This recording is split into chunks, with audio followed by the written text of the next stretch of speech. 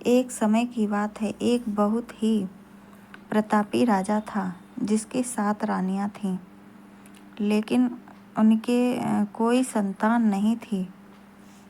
राजा इस बात से बहुत दुखी रहता था कि उसका कोई वारिस नहीं है। एक दिन वह जंगल में गया, जहाँ उसे एक मायावी परी मिली, जो वास्तव में एक राक्षसी थी। उसने राजा को अपने जाल में फंसा लिया और शर्त रखी कि यदि वह उससे विवाह कर ले तो उसे पुत्र की प्राप्ति होगी। राजा ने उसकी सुंदरता पर मोहित होकर उससे विवाह कर लिया और उसे अपनी 8वीं पत्नी बनाकर महल लेकर आ गया। कुछ ही समय बाद चमत्कार हुआ और राजा की पुरानी 7 रानियां गर्भवती हो गईं। यह देखकर राक्षसी रानी को डर लगने लगा कि अगर उनके बच्चे पैदा हुए तो उसका प्रभाव कम हो जाएगा। उसने एक भयानक साजिश रची। वह रात के अंधेरे में चुपके से निकलती और महल के हाथियों और घोड़ों को मारकर खा जाती। फिर वह बचा हुआ खून और मांस सोती हुई 7 रानियों के मुंह पर और कपड़ों पर लगा देती है। सुबह उसने राजा को विश्वास दिला दिया कि उसकी 7 रानियां इंसान नहीं बल्कि राक्षसी हैं, जो जानवरों को खा रही हैं। राजा ने बिना सोचे समझे क्रोध में आकर आदेश दिया कि 7 रानियों की आंखें निकाल ली जाएं और उन्हें शहर के बाहर एक सूखे अंधे कुएं में फेंक दिया जाए।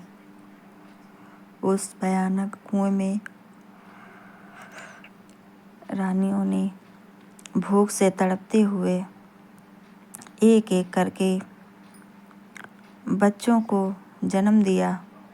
जीवित रहने की मजबूरी में उन्होंने अपने बच्चों के टुकड़े करके आपस में बांट लिए, लेकिन 7वीं रानी ने अपने हिस्से का मांस नहीं खाया और उसे संभाल कर रख लिया।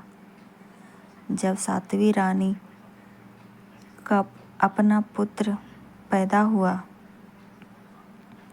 तो उसने बाकी रानियों से विनती की कि वे उसके बच्चे को ना मारें, और बदले में उसने वही पुराना मांस उन्हें दे दिया। इस तरह वह अकेला राजकुमार उस अंधेरे कुएं में अपनी 7 माताओं के बीच पला बढ़ा। जब बालक 6 साल का हुआ तो 7 रानियों ने मिलकर एक दूसरे के कंधे पर चढ़कर उसे कुएं से बाहर निकाला ताकि वह दुनिया देख सके। वह बालक रोज महल की रसोई में जाता और रसोइये की मदद करता। धीरे धीरे उसने राजा का ध्यान अपनी ओर खींच लिया, क्योंकि वह बहुत ही अद्भुत भोजन बनाता था। राजा को उस बालक से लगाव हो गया, पर उसे यह नहीं पता था कि यह उसका अपना ही खून है। जब राक्षसी रानी को इस बात का पता चला तो उसने बालक को ख़त्म करने के लिए उसे मादा चीते का दूध लाने और अपने राक्षस पिता से दवा लाने जैसे असंभव कामों पर भेजा।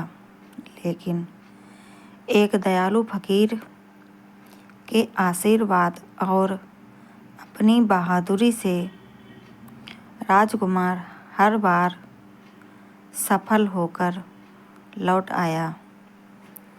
अंत में रानी ने उसे अपनी राक्षसी नानी के पास एक चिट्ठी देकर भेजा, जिसमें उसे देखते ही मार डालने का आदेश था।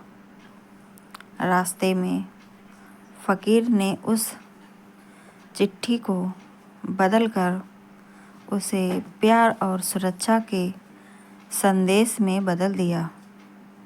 राक्षसी नानी ने उसे अपना पोता समझकर ढेर सारे उपहार दिए, जिसमें 7 मुर्गे, 1 कबूतर और 1 चिड़िया थी।